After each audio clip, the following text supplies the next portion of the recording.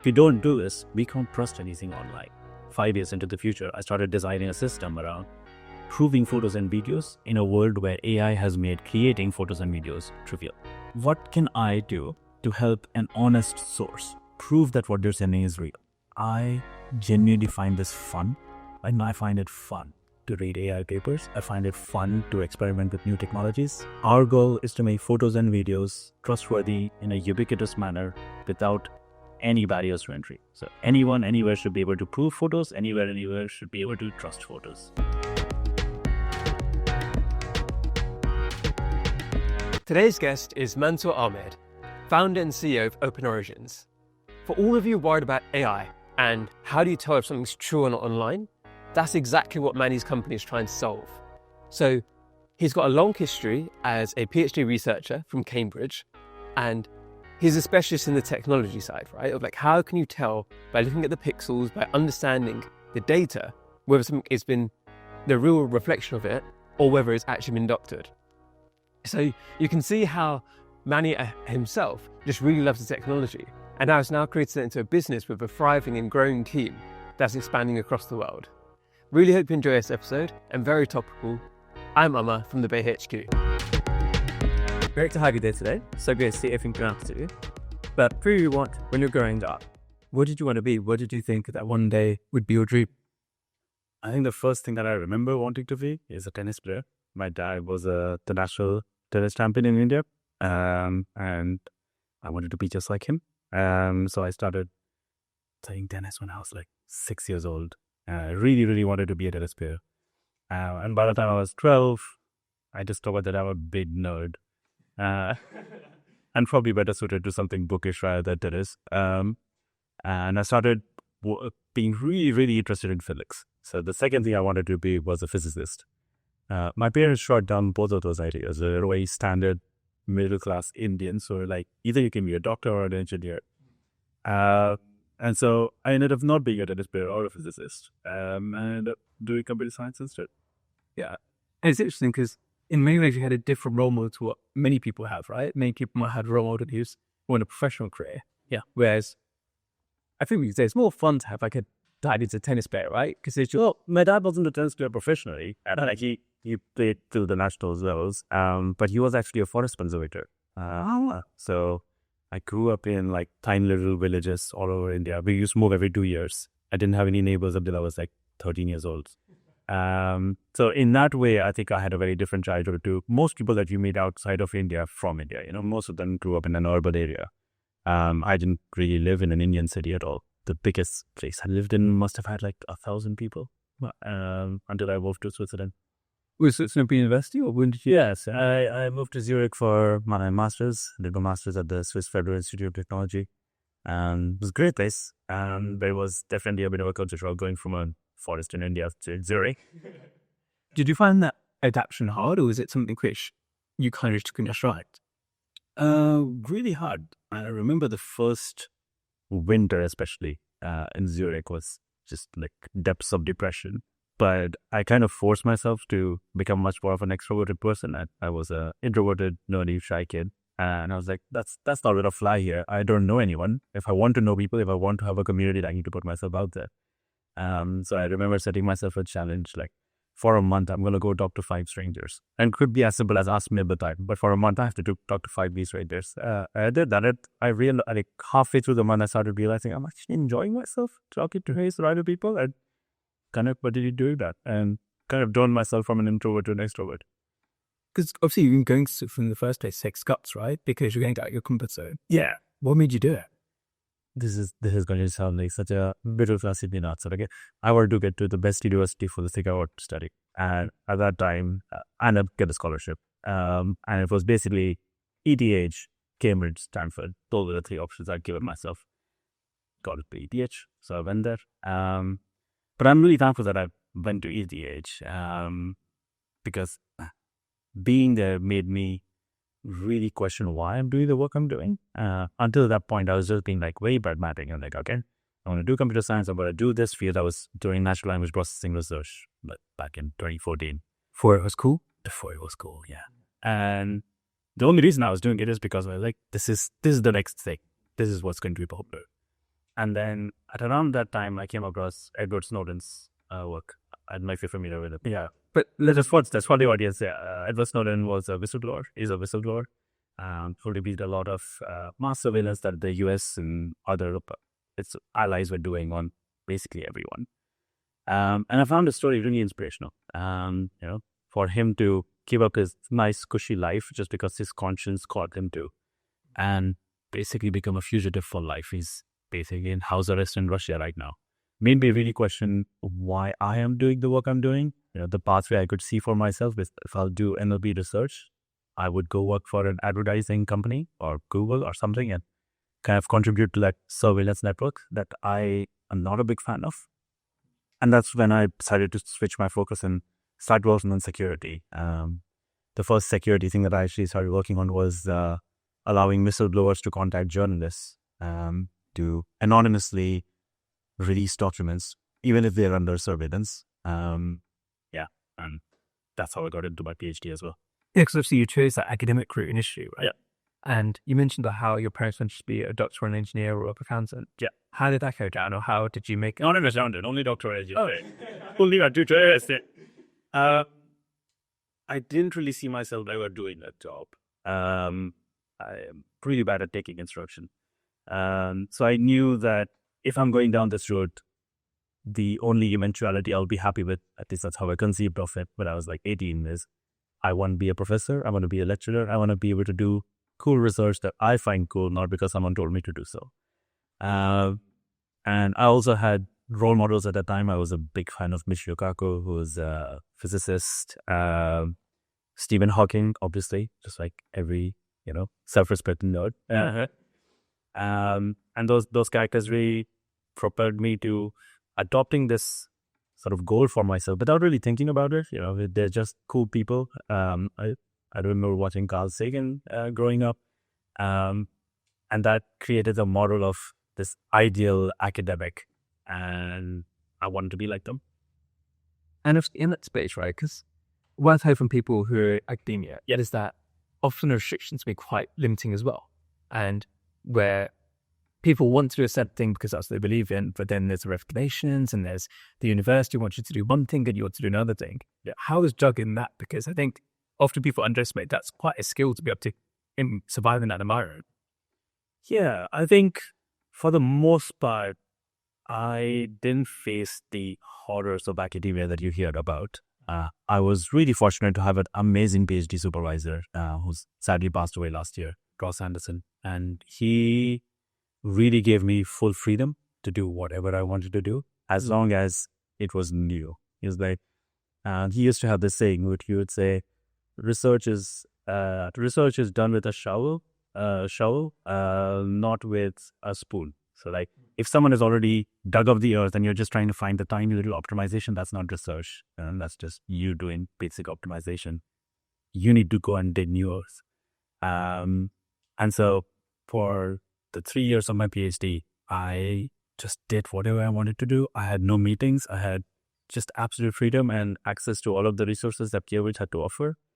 So it was genuinely one of the best periods of my life as far as work was concerned. I'm pretty much the same during my postdoc. I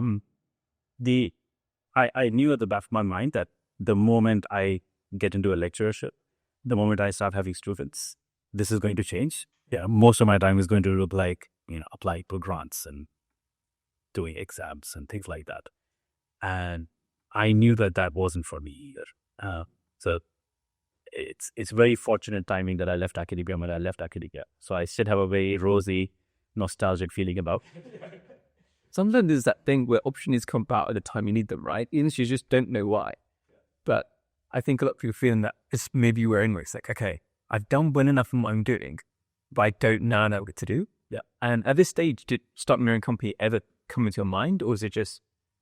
It really wasn't one of the things that I was thinking applied to me. I consider myself a fairly reluctant entrepreneur. I wanted to make cool things. And I went into academia trying to make cool things. And then I could see that the future for me involved less and less making cool things and more paperwork. And it just so happened that I met one of your former guests, Sakshi Mittal, at a networking event. And was talking to her about my research, and she goes, "You know what? You really should talk to my husband, Shravin Little. He's got this VC fund. I think he'd love to fund your research." And I was like, "I don't know about that. We'll see. Okay, fine. We'll have a chat." I have a call with Shravin. We chat. We were supposed to talk for 15 minutes. We ended up talking for an hour. And then we have another call. And at the end of the call, he's like, "You know what? If you want to start a company, I'm ready to write the first check and we'll co-found the company." So I was like, and you're putting me in a really difficult spot here. I've got put a lectureship lined up with Cambridge, and I've got this now. What do I do? I remember having conversations with my family and friends, and they're like, "The lectureship is probably going to be waiting for you. You could probably make your way back, but this thing that you've got an offer, this feels like a once in a lifetime kind of opportunity." So then I said yes to Shravin, and we co-founded OpenOrigins together. And even with that as well, right? Because it's one thing to start a company, but you have to have an idea that you really want to pursue. So what's the story there? What made you decide to tackle problem with it? Yeah, so going back to my PhD, I was really, really interested in helping journalists do their job. Like that's kind of been a recurring passion, inspired by Edward Snowden. And when I initially made that system for whistleblowers to contact journalists anonymously, I worked quite deeply with a bunch of large UK news organizations. And we actually deployed that system. So now if you go to, let's say, The Guardian, and you go to their contact us page, it will send you to an anonymous portal where you can upload things. But that's part of the system that I designed. But as I'm talking to these journalists, they start telling me, "Look, anonymity is great. You've made the whistleblower's life much easier, but you made the journalist's life a lot harder. Because part in journalism is establishing trust in what you're receiving. Right? And the way traditionally journalists would have done is by establishing interpersonal trust with the source that's sending you documents. That becomes impossible if there's real anonymity, and there's no way to find out who sent it. So all you've got are the photos and videos that this person has sent you." I'm like, okay, now I've kind of, made the situation a lot harder. What can I do to help them? I started thinking about, okay, So you created your own problems. so yeah, just like a very large thing. Exactly.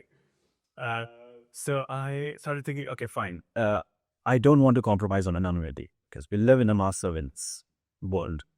What can I do to help an honest source prove that what they're sending is real?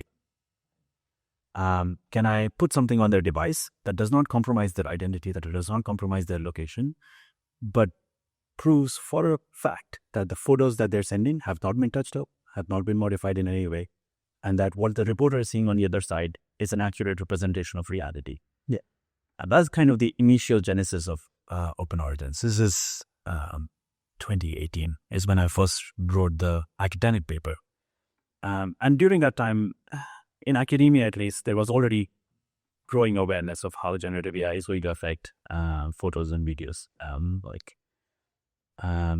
We knew that there was a writing on the wall for trust in photos. We knew that there was going to be a time where you couldn't just look at the pixels and believe it.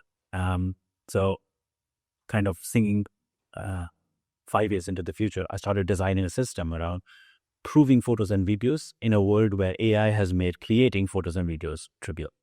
Wrote a couple of academic papers. They ended up being quite controversial. I remember getting into a few arguments at the time. My supervisor refused to be a co-author on my paper because he's like, "I fundamentally don't agree with this approach." Oh, wow. But I was like, no, this is the only way. We are going to reach a point where photos will be trivial to create and humans will not be able to distinguish them. I'm sure there's many people listening right now who is thinking, wait, this is exactly what we're seeing, right? So he's predicted that. So there's it. Yeah. I think I was about 5 years ahead of the curve there. And once I published all the papers, I realized that there was nothing else I could do within academia. I could keep doing some open source code, but that's never going to reach actual users, the sources that I'm trying to help, or even just citizen journalists who are trying to report what's happening in their neighborhood. It's never going to reach that. What needs to happen is this needs to be packaged as a product that people can use. And that's sort of been the impetus for me to explore entrepreneurship, which eventually led to Shravin and OpenOrigins. Hello. Quick interruption to let you know about Bay HQ. We're the community for high growth British Asian entrepreneurs, operators, and investors. And you can join completely free at thebayhq.com/ academia.com/join. There you get our CEO pillars, so that's content, events and opportunities, direct to your inbox every week so you can get involved and it can help you to further your business and your career. We also have a free startup course called Bay Startup Foundations, where if you think about starting a business someday or at the early stages, it gives you all that information to help you hit the ground running and to thrive in this new world. Back to the show. So obviously it's great help to have Shravan at the beginning, but you've got to move from academia and the goal setting there to a completely different goal setting in entrepreneurship. Yeah. How did you find out all the adjustments you had to make in terms of the way you were to the way you were coming about things? Yeah, I don't know if I've still sort of caught up to all the dummies that I need to. I think I'm still an academic at heart. Deep down, I still want to just make more things, which is a dangerous impulse to. You're running a startup. I think it's been a lot of lessons learned the hard way. Yeah, there aren't enough books you can read to know this. I obviously had a lot of help, not just from Shravan, but from a bunch of like entrepreneur networks and founder friends who've given me good advice. But I have made a lot of mistakes, and I'm sure I'll continue to make a lot of mistakes. I just hope that none of them kill the company. So let's say someone listening is like doing a PhD right now, or they're in the academic world. What advice would you give them before they move across? Oh, that's a good question. I would say, first of all, if you're doing a PhD on something, you've probably already spent 3 to 4 years on this topic. And I would advise them to introspect very carefully, think, are you happy to spend another 10 years working on the same thing? Because I think PhDs are explorers at heart. Like, we want to dig up new things. And for me, one of the frustrations I have with entrepreneurship is that you kind of do have to stick to it. Like, we pivot, but it's not the kind of pivot that you would do in academia, where you would just literally go and tackle a different field of literature. The pivots are minor by comparison. You don't get to learn as many new things from a purely technical point of view, let's say. So my advice would be, are you happy to stick to this thing for the next 10 years? And also, are you happy with being the stupidest person in a room? Because when you're a PhD or a postdoc, you're kind of used to being an expert in a field. Like, people come to you for your expertise. When you become a startup founder, you're probably the stupidest marketer in your company, stupidest ops person in your company. Like, you need to have a lot of humility to just be like, okay, yeah, I don't know anything about what you know. Please teach me. Like, I'm 5. And I have to catch up as quickly as I possibly can. And then there's a third thing, which is, I think I didn't really realize the weight of responsibility. And like, when you're a PhD student, you've basically, the only person whose life you can mess up is yours. The worst thing that can happen to you is you don't get your PhD. And that's fine. You still probably get a good job in industry if you're doing it STEM. When you're running a startup, other people's ideas depend on you. And that really gave me a lot of sleepless nights for the first couple of years at least. Yeah, and like I just said, you said that very humbly that you're the stupidest person in terms of marketing some other things. But obviously, having that background from Cambridge and the PhD work you're doing there, it meant that you're on the forefront of that technology. Yes. And as I guess now, as time has gone on, you've got to keep that forefront. Yes. And how do you manage to do that? I think that is one of the most difficult things. And I really do struggle with that. So there are times where I feel like, oh my goodness, this industry is moving so fast. And it really has gotten supercharged in the last 2 years. So the way that I try to do this is I guard my my solo time very, very carefully. So I'll like literally schedule time in my calendar. I'll switch off my phone. So like, no one can contact me at this time. And I know that I will never be at the same level I was when I was doing my PhD. I just don't have the time to actually write an academic paper that pushes human knowledge forward. Like, that is not my place anymore. But what I can do is read all of the research that's out there and know where things are going. And I do see that as like a foundational part of my role as founder. I am a technical founder, and my company only survives as long as we're on the cutting edge of technology. And I said that about the commercial side too. I see you've got to, one, keep the technology at the top, but also make sure that people know that your technology is at the top, so that they continue to buy and use it. Yes. And obviously, as you grow that technology, what are some examples, if you can give them, of where people are using this right now and it's really made a difference? Yeah, I can talk about this big deal that we signed with ITN. So ITN is a media production house. They make the videos behind Channel 4, Channel 5, and ITV. I think they're the second largest news video archive in the UK. And what we did is we went through about 70 years of their archival footage. We did an audit of their entire archive. We proved that that entire archive is free of synthetic AI-generated content, and we put all of that onto a blockchain so that in perpetuity, now we'll be sure that anything that was sourced by ITN is real, is not synthetic, has not been modified since then. Similarly, we worked with AMH Media. They're the largest news organization in Zimbabwe. And in Zimbabwe, they were having national elections about 2 years ago. And they had a very interesting problem. Zimbabwe is a massive country. Elections there can get quite chaotic. It's not necessarily safe to be a very easily identifiable journalist in a remote area in Zimbabwe. But you still want to make sure that nothing unethical is happening at election rallies or at election voting booths. So what we did is, instead of having them send our photojournalists to all these remote areas, we gave them our secure sourcing tool, which is our camera application that allows you to prove your photos and videos for free. And we had them list that on their website. So whenever anyone went to their news website, they'll see a link saying, if you want to submit stories, please use this link. And we were blown away by the reception. Throughout that election cycle, we captured hundreds and thousands of photos and videos of election rallies or voting booths. And all of that content from all these remote parts in Zimbabwe could be used by the editors directly without having to spend any time trying to vet whether this is real or not, because our technology was proving it. I'm really proud of the fact that we helped make that election so much more secure. And it's obviously a very topical thing right now, right? All the elections going to go on and various things from the various governments in the world about all of this information. And as you know, it's going to be such a great issue in the future. And again, like how are you being able to scale that out of your operations and the team to be able to keep that going too? Because there's so much we've done so far, but there's so much more it's going to be coming up with new problems, right? Yeah, I think foundationally, the way we've managed to do it is that we have a really strong why. Right? Like, I think the problem is so obvious. It's like, if you don't do this, we can't trust anything online. We're going to make these filter bubbles worse. An already divided society can't have any cross communication anymore if you can't agree on what are the facts. So we have a very strong why. The other thing that we've done, I think, very well is we've engineered the technology from day one to be scalable to the entire internet. Right? Like, we weren't out there trying to make just an insurance app, like just something that helps your insurance claims go through.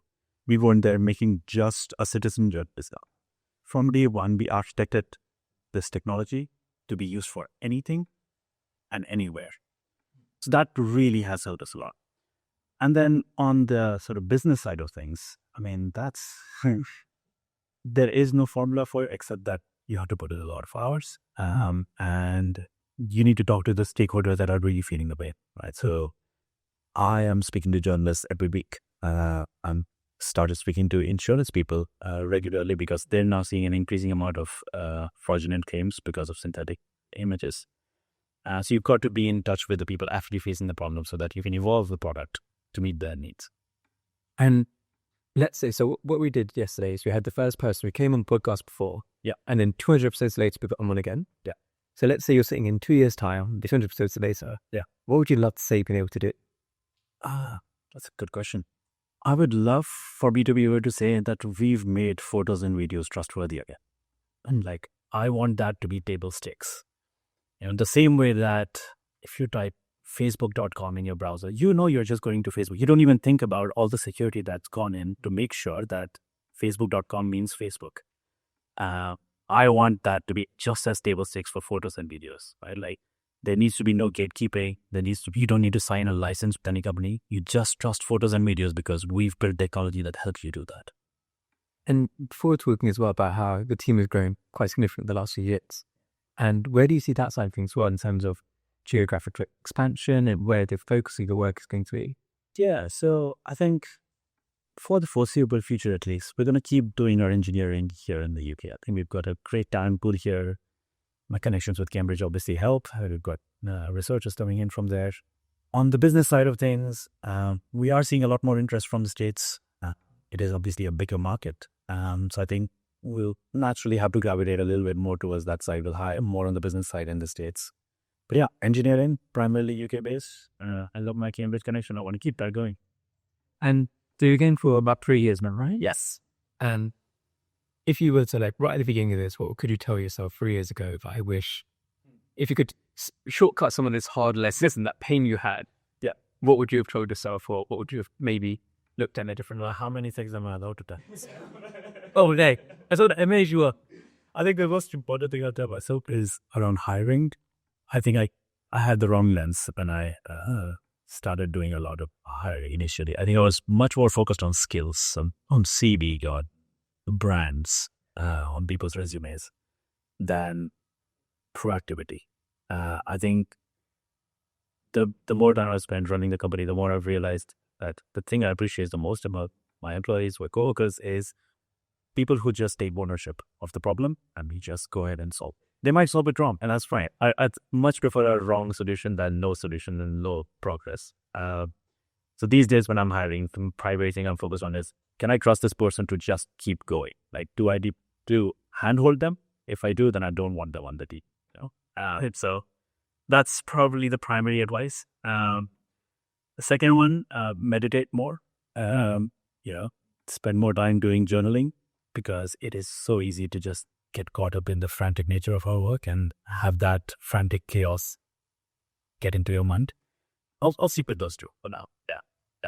I guess with that second part, how do you keep the boundaries in place? Because AI, even as somebody who's not in an AI company, that is seeing you're just constantly updated, can feel quite overwhelming to so many people, right? How do you stay on top of the curve? How do you, if someone was going to advance AI or that AI, should I talk to them? Should I take that call? Yeah. How do you try to prioritize that of what are you going to pay attention to? What action is not for you right now? I'm quite lucky in the sense that I genuinely find this fun. I find it fun to read AI papers. I find it fun to experiment with new technologies. So that doesn't help me with having boundaries, but it does help me do a lot, right? So I'll just do a lot. I'll just read a lot. I'll just try out a lot of new technologies. So that's number one. But the second thing is, when I'm trying to do research specifically for, let's say, a problem statement that we're trying to figure out, I try to go old school. Like, I love pen and paper. I'll print out things and I'll read them. I collect typewriters, so I literally type out things on a typewriter. I'll write things, and I feel like going analog really helps crystallize your thoughts. I think we're losing that skill to some degree. Just be able to stop the ingest, take a breath, and crystallize your thoughts on paper is, like, for me, it's a game changer. I don't think I can do any of my work if I didn't have that habit. So with me, how I usually started all this off was as a writer. And it's exactly what you said. Sometimes we think how much people are going to view it and all that stuff. And it's really about, can you get clarity of thought? Because when you write something down, you have to think so much more. Whereas if it's in your head, it can swirl around and get confusing. But I just said, when you're putting something down on paper, it becomes very obvious to you, does this make any sense or not? Yeah. And is there anything that maybe you think you had? So obviously you said you predicted this several years ago in terms of the situation. Yeah. Is there anything that's maybe surprised you, has been maybe different that you had that you mentioned, like small pivots? Yeah. As we not any small pivots you think were particularly interesting? I think I underestimated the pace of development, right? Like, if I remember correctly, in my original paper from 2018, 2019, I predicted that this tipping point of photos being AI-generated photos being photorealistic would happen in 10 to 15 years. So that happened fast. So I underestimated the pace of development, which also meant that we had to sort of quicken our development cycle quite a bit. My original plan was to do R&D for a much longer time. So we hadn't hastened that. We had to strip down some of the features, strip down some of the devices we supported, to make up for the fact that the world was a much more chaotic place than I had anticipated. I think the other thing that I kind of guessed at, but didn't realize how effectively it would be done, is how quickly the sort of massive tech giants would come in and try to monopolize the space. And to me, that is a scary scenario. I think we already live in a world where some people have a stronger voice than others. Like if you're in Britain, you probably have a stronger voice than someone in Zimbabwe, as I've seen working with the people in Zimbabwe. And my fear is that because photos and videos can't be trusted anymore, we're going to reach a point where large tech giants will say, okay, we'll trust photos and videos that have been created using our tools. We'll trust photos that have been uploaded to our networks. And if you have a contract with us, let's say you have a contract with Adobe and you use our authorized edition of Photoshop, then we'll trust your photos and we'll show a tick mark on it and everything else gets blocked. And I fear that will make the voiceless even more voiceless. And that has shaped quite a lot of our society going forward. I'm like, that is the worst case scenario to me. I want to do everything in my power to make sure that that doesn't happen. Which is why we've embraced open sourcing so heavily. So we open source most of our tooling. We really encourage people to go and judge the tooling on its own basis. We don't want people to trust a photo from OpenOrigins just because it says it's from OpenOrigins. We want them to trust it because the mathematics is good. And to me, mathematics is a great leveler. Like that's how we get past these monopolies. That's how we get past the gatekeeper. And you mentioned about open sourcing. Yeah. And I think many people when they're early in their careers or when they start their journey, they really worry about open sourcing, about is that the right decision or not? Can you talk through, obviously, from the mission perspective of why you've done it, but it's also how does that make sense in terms of the company strategy and how that means you can grow faster and make it a big difference as well? Yeah. From a mission perspective, it's completely crystal clear to me. Our goal is to make photos and videos trustworthy in a ubiquitous manner without any barriers to entry. So anyone, anywhere should be able to prove photos, anywhere should be able to trust photos. Open source is the way to do that. From a business point of view, I think open source keeps you honest. Like it forces you to innovate. It forces you to keep a pace of development. Yes, it does mean that you won't be able to do like patent licensing or create a standard closed ecosystem. And does push your business to a different angle than what most VCs would try to push you towards. But I think in the long run, that's the route by which you make a better product. Because you just have so many more checks and balances on what you're doing. Right? Anyone can go and modify your code. Anyone can replicate it and build a better version. So you better be ahead of the curve and build the best version possible. And honestly, as long as you are building the best version possible, having it open source makes these conversations so much easier. I've been in so many client meetings where I'll be having a conversation with the CISO, like a Chief Information Security Officer. And if our code wasn't open source, that meeting might have turned into 2 months of deliberation where their team will go into our code base and blah, blah, blah, blah, blah. And we might have lost the sale, right? But because it's open source, all I have to do is like, here's the GitHub link, go wild. And I never have a conversation with them again, we'll just get the sale. Right? So open sourcing really helps give your clients a lot of peace of mind that nothing shady is happening, that you've done your homework, and that this is a quality product. And it's all about trust, right? So that they can see for themselves that it works. Yeah. And it's very interesting because before I knew about what you did, it's something which one of worries me about. It's like when you're watching things online, it's like, wait, is this actually the person or not? And actually, there's so many companies now who are encouraging people to do like AI generated content. And people are like, oh, you could just have an AI podcast and you don't need to get the guest on. And those kind of things now are happening, but it's that humanity anyone is lost. And where classic one right now, you don't have to really agree with this, but the Google Gemini, when you search something, what's in that bit at the top? Often it's not true. It's so bad. It's so bad. And just like, wait, what? Like, but if you just read that, you don't know any better. Yeah. Then you might just think, oh, okay, that's the truth. And the classic one is Reddit, right? Is that it gets it from Reddit, where somebody's made a joke or someone's just saying something stupid, and it's now used as a source of truth. Yeah. And it's almost like some of the internet is getting harder to use. Yeah. Because you just don't know what to trust anymore. So yes, you can Google things, or yes, you can ChatGPT it, but if you don't know it's true. Yeah. And the old thing used to be, so videos are so much harder to make, to edit or to make fraudulent. Whereas now that's not the case anymore. Yeah, I give it a year before videos are also just as photorealistic as photos already are. Yeah. Yeah. And obviously that's going to be, even with my own peace of mind, right, knowing these things are out there, it helps so much. And I guess in terms of like with where you build this out, are you mainly looking at the end customers need to know about the product much, or is it more about other businesses, or who do you need to know about this? Yeah, so ideally, the end user, like a person scrolling a website, shouldn't need to know that OpenOrigins is verified as well. They should just be able to trust that the thing they're looking at is real. Okay, that's just how a healthy internet looks like. But I also understand that that is a long-term vision. Like there are many steps leading up to that. So right now we're working with end customers who are already facing the problem in their day-to-day work. So these are editors for news organizations. They might get footage claiming to be from Gaza. How do they know it's from Gaza? Well, they use our technology. Our technology has a portal where they can go in and validate things. This might be insurance companies who are getting more and more fraudulent claims where someone has used Gemini to put a dent in their car and claimed some damage, right?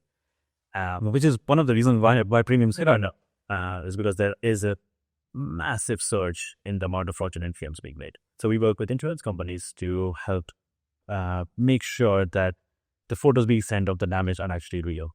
My hope is that as we go from these sort of high risk, high impact industries to lower risk, lower impact industries, let's say like dating profiles, how do you make sure that you are getting catfished? Slowly, so the expectation will be that unless there is a reason to trust the photos are not going to be trusted, to the point that we eventually stop having any untrusted photos on the internet at all. Yeah. So we're going to get to quick fire questions now. Cool. But really enjoyed that. So first one is, here are 3 British Asians or Asians in Britain you think could do incredible work, man. Do not just pragmatic materials. Yeah. So one of them is a good friend of mine, Amar Shah, is the founder of Wave, which I think recently raised the biggest VC round in British history. Brilliant guy. He's not involved with Wave anymore, but I think he's working on a couple of stealth startups, which I would not spoil, which you will hear about pretty soon. The other person I'd like to shout out is another exited founder, Bonnie Chung. She has now started talking a lot more about entrepreneurship. One of the few people on LinkedIn whose posts I follow that are actually formative, so you should follow her. And then the last one is Jovan Pawar. He was a fellow PhD student with me in Cambridge. He's got a really, really interesting way of looking at technology. He works on the intersection of policy and technology. And he's one of the people who's made me realize how technology is always political. It just always is. If someone says that their technology is a political, either they're unaware of it or they're trying to convince you about something that you wouldn't be convinced of. Right? So he's a great person to read if you just want to understand how technology's political underpinnings shape our life. So obviously I met Amar Shah before. Yeah. And it's incredible how humble he is, because Bazooka, I had no idea he founded Wave. And then when he added building, he was like, oh, wait. And he was like one of the mentors on our bar program as well. So he just willing to help out. He was an amazing guy. I met the other two, but they sound great too. Yeah. And then next one is, if people want to find out more about what you're doing and like follow your story, where should they go to? OpenOrigins.com is probably the best place to go. Otherwise, I am Humanity. I was very happy of that pun. On all the social media platforms. And if people could potentially help you or reach out to OpenOrigins to help out, what could they do? If you are any organization that needs to trust the photos and videos they're seeing, whether that be insurance, news, dating, social media, reach out to us. We can help you prove your photos. But thanks so much, Combat. It's great to see the work you're doing as well. Any final words? No, it's been great. Thanks for having me. Thank you for watching. Don't forget to subscribe. See you next time.